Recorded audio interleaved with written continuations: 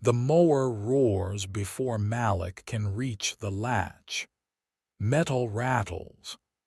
The side gate shudders, then swings wide as if his fence were a suggestion. A man in a neon vest shoulders through, eyes fixed on the quickest line across the grass. Wet clippings spit in a green mist, sticking to Malik's shins. Dana's voice cracks sharp from the patio. Their toddler, Zion, freezes by the sandbox, fingers deep in damp sand, eyes wide. The landscaper lifts the mower to hop the flower bed. The blade howls. The air smells like gasoline, sweet and raw. Malik steps in front, palms up, heart banging in his throat. He says no. He says stop. The man leans, points to the ground without cutting the throttle. Easement, he yells over the noise like the word is a key to any door. Another worker slips through the open gate behind him, a backpack blower whining. A neighbor in a sunscreen hat strolls by the fence, not looking, then looking too long. Zion's red shovel skitters under the mower's path as the landscaper jerks the machine around. Dana scoops Zion up, almost drops him, clutches tighter. Malik feels his molars ache from the pressure he's putting into his jaw. The mower loses traction on the damp grass, swerves toward the patio step, catches and shudders. The worker smirks, taps his ear like he can't hear. "Community shortcut," he mouths. Another neighbor's window lifts with a squeak. Phones appear. Malik tastes copper. He rests the gate closed behind the second man, but the chain dangles and won't catch. The blade coughs, then revs higher. Zion's chest hiccups with a sob. The mower lunges again, and the man angles it toward the opposite fence as if carving a permanent path. A bright yellow warning sign on the gate, "Bought for the dog they don't have," flaps against the wood. Malik feels it then, the line crossing. He steps closer into the heat of the engine. The worker's grin twitches. Then the mower's deck bumps the sandbox wall and Zion's red shovel pops under the spinning blade with a chop of plastic that sounds too much like bone. The meeting room in the clubhouse is too bright, fluorescent lights flattening faces into a low gloss sheen. Folding chairs scrape. The HOA president sits at the head table with a stack of papers and a gavel she never uses, fingers steepled as if she's pressing reverence into the air. Malik stands in the aisle, clutching a printed photo of the open gate, the mower track gouging across his yard like a scar. Dana holds Zion close, the boy heavy with post-nap warmth, cheeks blotched. Whispers leak like steam around them. They knew about the easement when they bought. It's just grass. Everyone uses that cut through. The president's mouth shapes patience without ever touching empathy. As stated in the covenants, she says, lifting a page she doesn't read from. The community retains the right of access for maintenance and safety, which includes the shortest route to common areas. Her tone is air-conditioned. A man 2 rows back raises his voice without raising his hand. We've always walked there. My dog hates the long way. The landscaper's supervisor sits with arms folded, logo bright on his polo, offering up a practiced half-frown that says both I'm listening and this is nothing. Malik speaks with the tightness of someone building a bridge plank by plank, even as the river rises. There is no recorded easement across our fence line, he says. And the gate is on our lock. The president gives him the smile reserved for children and complaints. We all share this space, she replies. Community spirit is a two-way street. Malik feels the room tilt against him, a subtle shifting of chairs, chin angles, and sympathetic eyes that never quite meet his. He notices how the board members sit higher than the rest, literal inches of power. He notices the way the supervisor's thumb strokes his bicep, casual claim staked on muscle alone. The president concludes with a sigh that floats above the room like a verdict. Please let our vendors do their jobs. When Malik turns to leave, someone mutters, "He's making a scene." The word scene hangs like a sticky cobweb. On the way out, the landscaper supervisor leans in just close enough for Malik to smell the mint on his breath and says, without moving his lips, "We'll be back Tuesday." Malik feels the photo crumple in his fist. At home, the yard looks like a surgical site, the grass sutured by muddy footsteps. Malik kneels by the gate and fingers the latch, the metal cold and familiar. On the patio table lies a worn leather folio that used to smell like the courtroom when he shadowed his father, a mason who read contracts as carefully as he laid stone. Inside, there is a folded plat with a crease down the middle where Malik keeps smoothing it, a habit and a promise. He touches the embossed seal with his thumb and thinks of pressure making impressions that last. His phone buzzes and skitters across the table. A voicemail from Clara at the county recorder's office sits there, the preview line a thin thread of gold. "Call me back. I have your instrument number."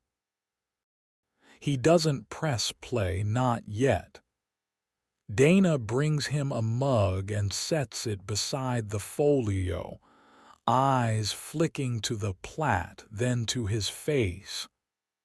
"They're not going to listen," she says softly, not a question, just whether. He slides a brass measuring tape from his pocket, the one his father used to let him snap back when he was 8, the metal tongue flashing like a sly smile. He pulls it to the fence post. 32 feet to the next corner, same as the plat shows. Zion totters out with his red shovel, now ragged at the edge, refusal sharpened into plastic.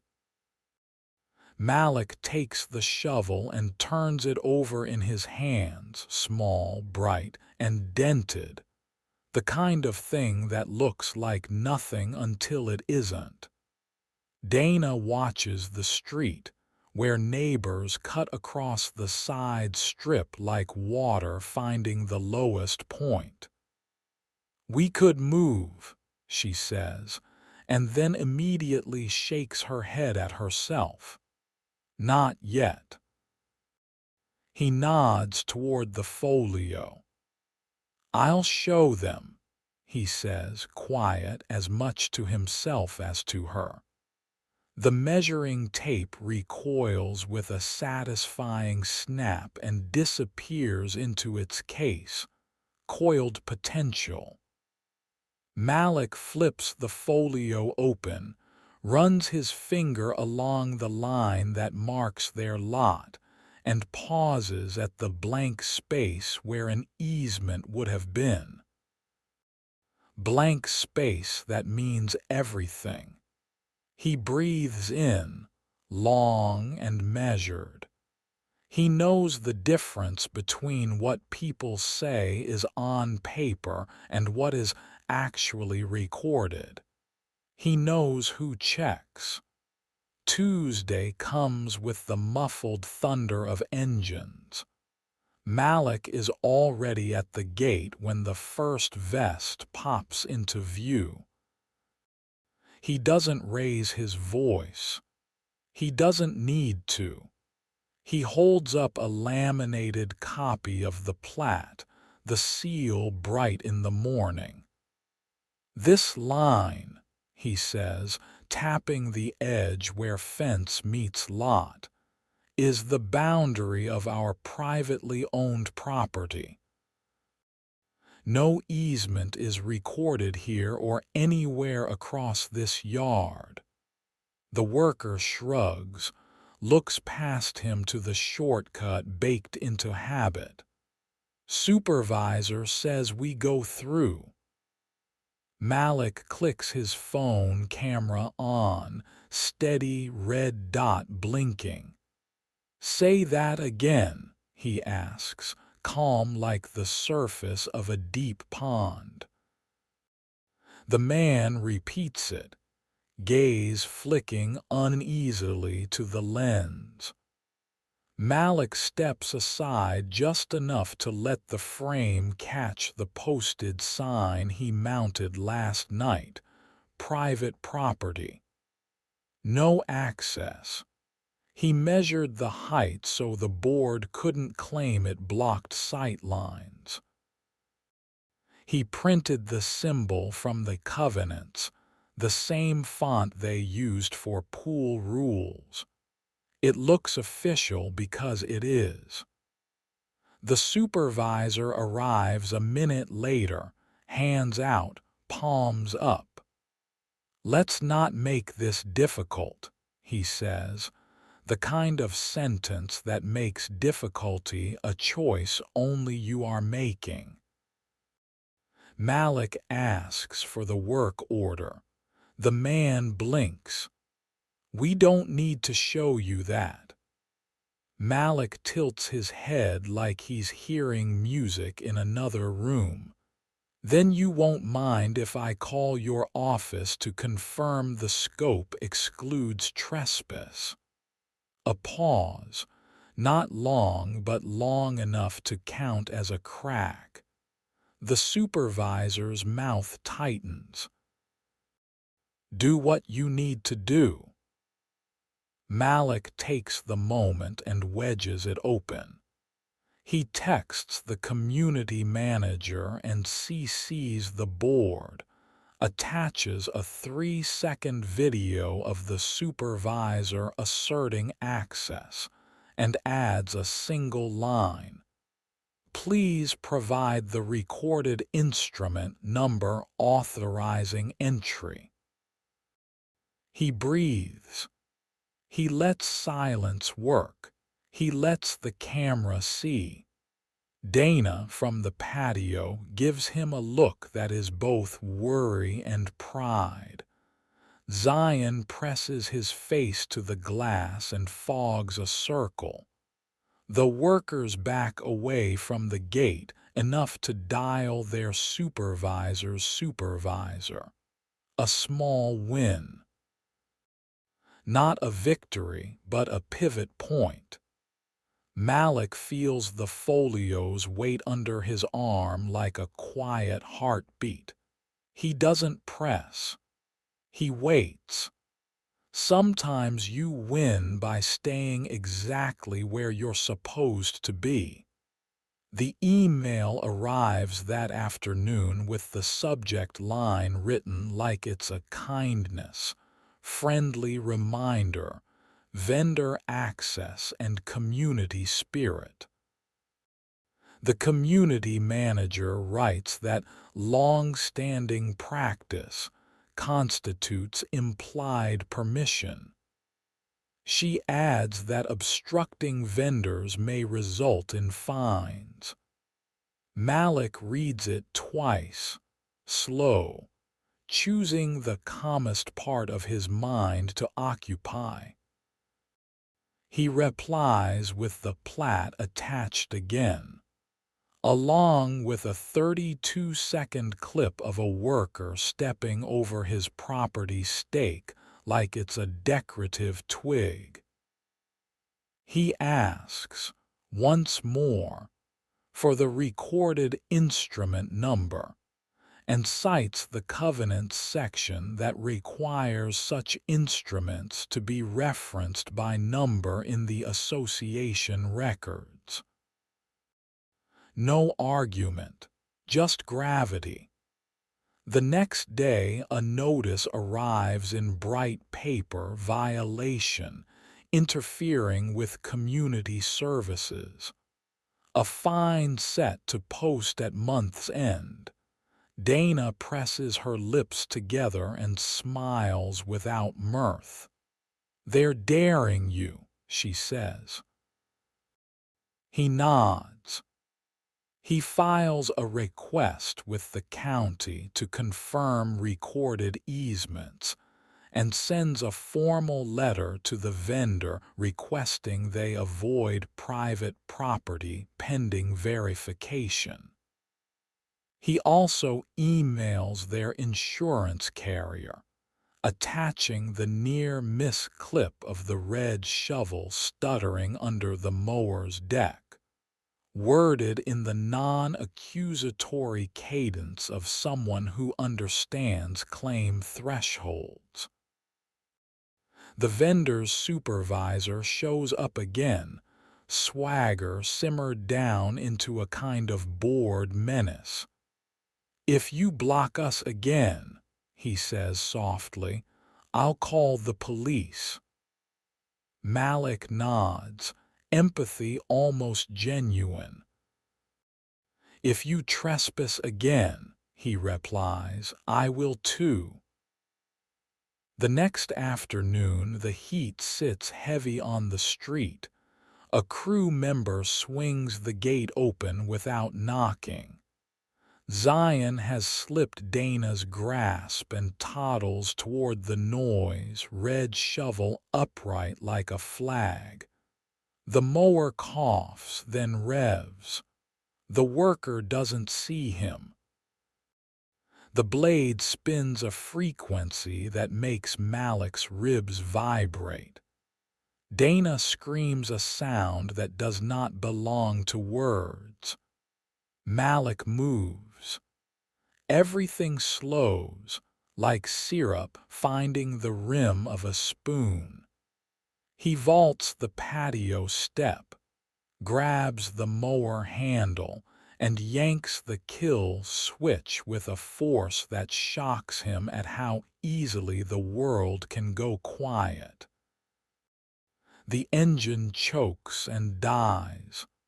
Zion wails. The worker stumbles back, hands raised, eyes suddenly, actually seeing. There is a silence shaped like a cliff's edge, and below it, the ocean of what could have just happened. The next HOA meeting is standing room only. Word has traveled the way outrage does when it's attached to a child's cry and a lawnmower's scream. The board looks ruffled but decorous. The president smoothing papers she doesn't need to touch. Malik stands at the front this time. He places the leather folio on the table and opens it with the care of setting a cornerstone. He lays the plat down, the embossed seal catching fluorescent light, and beside it, he lays a printed email from Clara at the recorder's office affirming no easement is recorded against Lot 47. He speaks without hurry. 3 facts, he says, voice steady. First, there is no recorded easement across our yard. Here is the instrument search result and the recorder's confirmation. Second, the covenants require any easement relied on by the association to be recorded and referenced by number. You have not provided one. Third, on Thursday, a vendor you hired nearly mowed down my child inside our fence. He lets the words settle. He does not fill the air. He does not apologize for forcing them to listen. The landscaper supervisor shifts in his seat, but Malik lifts a hand and keeps going. I work in risk, he says finally, the sentence soft but heavy, a stone into still water. I analyze contracts and claims for a living. I know what happens to boards and vendors when injuries collide with absent instruments and recorded footage. He slides a tablet across the table. Screen paused on the video of Zion running and the mower rolling, the blade a spinning oath of negligence. I didn't want to bring this here, he adds, and it's true. But I'm not walking my son around a shortcut everyone decided existed because it was easier. The president's practiced smile falters for the first time. We have always, she begins, but Malik's calm is a scalpel. You've always done it wrong, he says, not unkind. There is a recorded pedestrian easement to the north of the block that was never built. You can fund a path along it, outside private fences, or you can explain to your insurer why you chose not to. He gestures to the speakerphone center on the table. Clara from the recorder's office is on the line if anyone wants to read the index out loud. The room shifts, a visible scoot away from liability. The supervisor clears his throat. We train our crews, he starts, but Malik lifts the red shovel, the edge ragged, sets it gently on the table like a witness. Train them again, he says. Then put it in your contracts with fines for trespass and make the path where it belongs. The president looks at the plat, at the shovel, at the faces turned toward her. When she speaks, it is not to him, but to the recorder capturing the minutes. Motion to propose funding a proper path along the recorded easement and to revise vendor contracts to include trespass penalties, she says, the words one by one, as if building something real. The gavel finally meets wood. It sounds like a door closing on a bad habit. The next week blooms with headlines in small fonts and bigger conversations. A local parenting group posts the clip of the mower and the red shovel on a loop that makes hearts kick and throats tighten. A neighborhood blog writes about recorded versus assumed rights like they've been waiting all year for the chance to use the word instrument in a sentence. The board blasts an email titled Safety First that reads like apology in committee form. They vote funds to pour a crushed granite path along the north side where the original easement runs, and they schedule a community day to plant native grasses along the edge. The vendor posts a public commitment to retrain crews on property lines and easement law, complete with a photo of workers in reflective vests listening to a trainer by a whiteboard where the word consent is underlined twice. Contracts are amended, and the new clauses click into place with satisfying precision. Fines for any entry onto private property without permission. A ladder of penalties that escalates from a warning to termination. A requirement to show recording numbers if access is claimed. The community manager sends Dana a personal note that is almost human. She reads it aloud on the patio, the same place where the engine roared too close, and the air feels different when it's not carrying the vibration of harm. Neighbors drift by the new path in progress, stepping where the gravel will settle, watching crews install low lights that glow like resolve. A city council member retweets the story and muses about learning to unlearn shortcuts that step on someone else's home. Malik fields calls from two other HOA who want to know how to fix what they only just realized was broken. He answers with the patience of someone who knows that change travels slower than a rumor and faster than a child can run.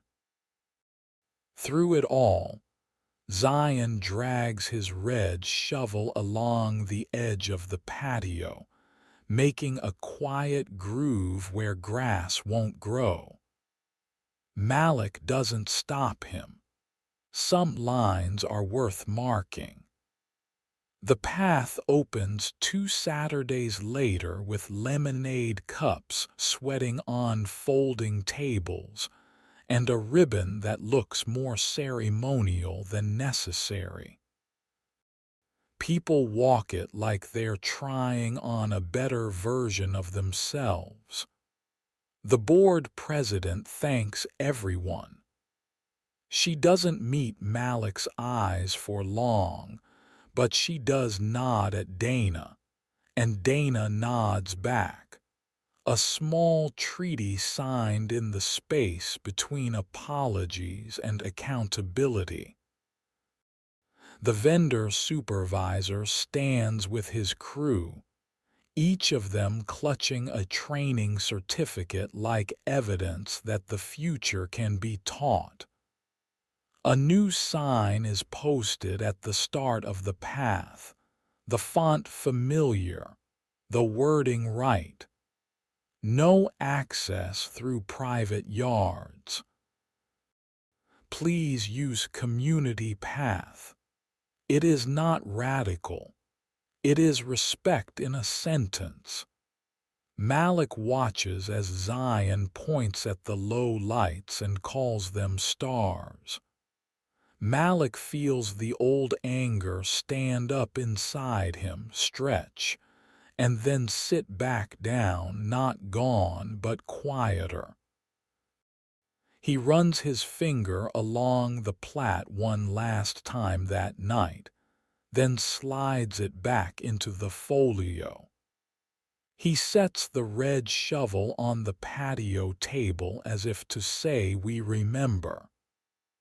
Later, when the house is quiet and the neighborhood glows with the new path's soft line, Malik steps outside and listens to the shape silence makes when it isn't bracing for interruption. He thinks of his father's hands pressing stone into mortar, the patience, the insistence on level. He thinks of how easily people call something a shortcut when it is really a trespass. How systems harden around convenience until someone presses a finger to the record and asks for the number. He looks at the fence and doesn't feel like he's standing guard anymore. He feels like a neighbor again. He picks up the brass measuring tape, pulls it, lets it sing its sibilant note, then snaps it back, the sound clean and final. His last thought before he goes inside is simple and sharp as new gravel underfoot. There was never a shortcut, only a boundary finally honored. Real community begins where convenience ends and consent is respected. Send this to a friend who needs to hear this story.